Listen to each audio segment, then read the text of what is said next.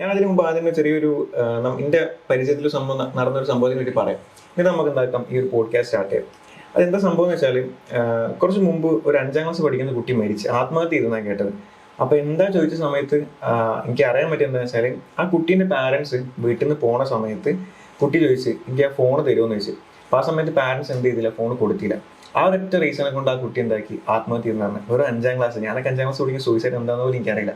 ഇപ്പോഴത്തെ കുട്ടികളെന്ന് പറഞ്ഞത് ആ ഫോൺ കൊടുത്തില്ല എന്നുള്ള ഒറ്റ കാരണം, അത് റിയൽ ആണോ അല്ലേ എന്നൊന്നും എനിക്കറിയില്ല. പക്ഷെ ഞാൻ കേട്ടതാണ് 5ാം ക്ലാസ് പഠിക്കുന്ന ഒരു കുട്ടി ഈ ഒരു ഫോൺ കൊടുത്തില്ല എന്നുള്ള ഒറ്റ കാരണം കൊണ്ട് ആത്മഹത്യ ചെയ്ത്. അത്രത്തോളം ഡേഞ്ചർ ആയിട്ടുണ്ട് നമ്മൾ ഈ ഒരു ഫോണും കുട്ടികളും തമ്മിൽ ആ ഒരു ബന്ധം നടന്നത്. അപ്പൊ ഈ ഒരു സിറ്റുവേഷനിൽ കുട്ടികൾക്ക് ഇത്രയും ഫോണിനോട് അഡിക്ഷൻ വരാനുള്ള റീസൺ എന്താണ്? ഇത്രത്തോളം കുട്ടികൾ ഈ ഒരു ഫോണിൽ ഇൻവോൾവ് ആവാനുള്ള റീസൺ എന്താണ്? ഇപ്പം നേരത്തെ പറഞ്ഞ ഇൻസിഡൻറ്റ് നമുക്ക് പറയുകയാണെങ്കിൽ, കുട്ടികളിലിപ്പം ആത്മഹത്യാ പ്രവണത, അതിപ്പോൾ ഇപ്പം മൊബൈൽ ഫോണിൻ്റെ തന്നെ അഡിക്ഷൻ ആവണമെന്നില്ല, പല കാരണങ്ങൾ കൊണ്ട് കുട്ടികളിൽ ഇപ്പം ആത്മഹത്യാ പ്രവണത വളരെ കൂടുതലാണ്. ഇപ്പം ഈ അടുത്തൊരു ദിവസം നമ്മൾ സൂയിസൈഡ് പ്രിവെൻഷൻ ഡേ ഒക്കെ ആചരിച്ചിട്ടുണ്ടായിരുന്നു. അപ്പോൾ ആ സമയത്തൊക്കെ വളരെ കൃത്യമായിട്ട് ഇതിനെക്കുറിച്ച് കുറേ ചർച്ചകൾ നടന്നിട്ടുണ്ട്. പക്ഷേ നമ്മുടെ ഇന്നത്തെ വിഷയം വളരെ പ്രധാനപ്പെട്ട തന്നെയാണ്, ഫോൺ അഡിക്ഷനെ കുറിച്ചുള്ളതാണ്. അപ്പം അഡിക്ഷൻ എന്നുള്ള ടോപ്പിക്കിൽ പലപ്പോഴും നമുക്ക് ഭയങ്കര ഒരു സംശയം ഉണ്ടാകുന്നതാണ്, എന്താണ് അഡിക്ഷൻ എന്നുള്ളത്. എപ്പോഴും അത് ഗാഡ്ജറ്റ് അഡിക്ഷൻ ആയിക്കോട്ടെ, ഗാഡ്ജറ്റിൽ വരുന്ന പ്രധാനമായിട്ട് നമ്മൾ ഫോൺ അഡിക്ഷൻ. അപ്പം ഏതൊരു വസ്തുവിനോടും നമുക്കതില്ലാതെ നമ്മുടെ ലൈഫ് മുന്നോട്ട് പോകാൻ പറ്റുന്ന അവസ്ഥയിൽ എത്തുക എന്നുള്ളതാണ് പലപ്പോഴും അഡിക്ഷനിലേക്ക് എത്തിക്കുന്നത്.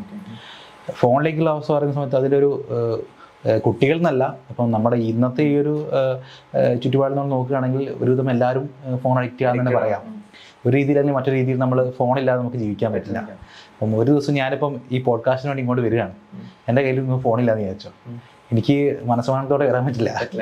അപ്പം അത് പക്ഷേ നമ്മുടെ മാത്രം ഒരു തെറ്റല്ല, നമ്മൾ അത്രമാത്രം കണക്റ്റഡാണ്. ഫോൺ ത്രൂ നമ്മൾ ഫോണിൻ്റെ ഒരുപാട് നല്ല വശങ്ങൾ നമ്മൾ അനുഭവിക്കുന്നുണ്ട്. അതേ സമയത്ത് തന്നെ അതിൻ്റെ ഒരു മോശം വശമാണ് ഈ പറഞ്ഞ ഒരു അഡിക്ഷൻ എന്ന പ്രശ്നം. പ്രധാനമായിട്ട് പലതരത്തിലുള്ള കാരണങ്ങൾ കുട്ടികൾക്ക് വേണമെങ്കിൽ പറയാം. ഇപ്പോഴത്തെ കാലത്ത് പ്രത്യേകിച്ച് ഈ കോവിഡിന് ശേഷം, കോവിഡ് സമയത്ത് നമുക്ക് എല്ലാവർക്കും ഒരുപാട് ഫോൺ അഡിക്ഷനിലേക്ക് പലരും പോയിട്ടുണ്ടായിരുന്നു.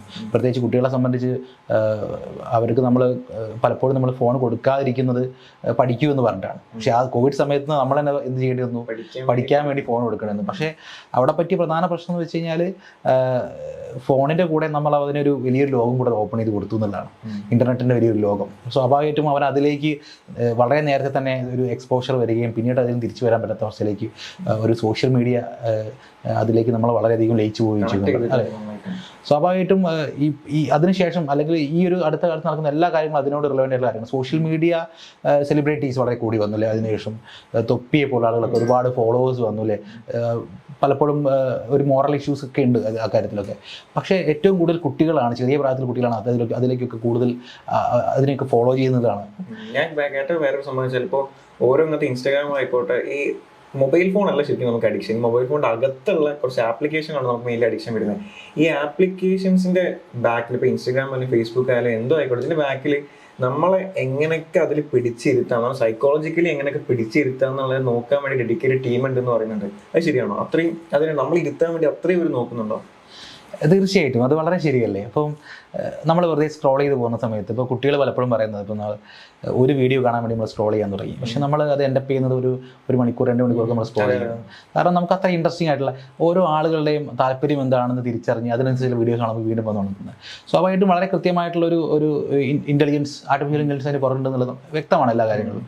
ഈ അടുത്തൊക്കെ ഡാറ്റ പ്രൈവസി ഒരുപാട് ചർച്ചകൾ നടന്നുകൊണ്ടിരിക്കുന്നു. സ്വാഭാവികമായിട്ടും എല്ലാ രീതിയിലും നമ്മളെ അത് ഉപയോഗപ്പെടുത്തുന്നുണ്ടെന്നുള്ളതാണ്. അപ്പോൾ നമ്മുടെ താല്പര്യങ്ങളും കാര്യങ്ങളും ഒക്കെ കൃത്യമായിട്ട് അനലൈസ് ചെയ്ത് അത് പറ്റുന്ന രീതിയിൽ അത് ഡിസൈൻ ചെയ്തുകൊണ്ട് തന്നെ അതുകൊണ്ട് തന്നെ ഇതിൽ എസ്കേപ്പ് ചെയ്യാൻ വളരെ ബുദ്ധിമുട്ടാണ്. നമ്മളിതിൽ നിന്ന് ലോക്ക് ആക്കിയിരിക്കുന്നത് തീർച്ചയായിട്ടും സ്വാഭാവികമായിട്ട്. അപ്പോൾ അതിൽ നിന്ന് തിരിച്ച് വരണമെങ്കിൽ it takes a lot of effort എന്നുള്ളതാണ്. അപ്പോൾ പലപ്പോഴും കുട്ടികൾക്ക് അതിൽ പറ്റുന്നില്ല എന്നുള്ളത്.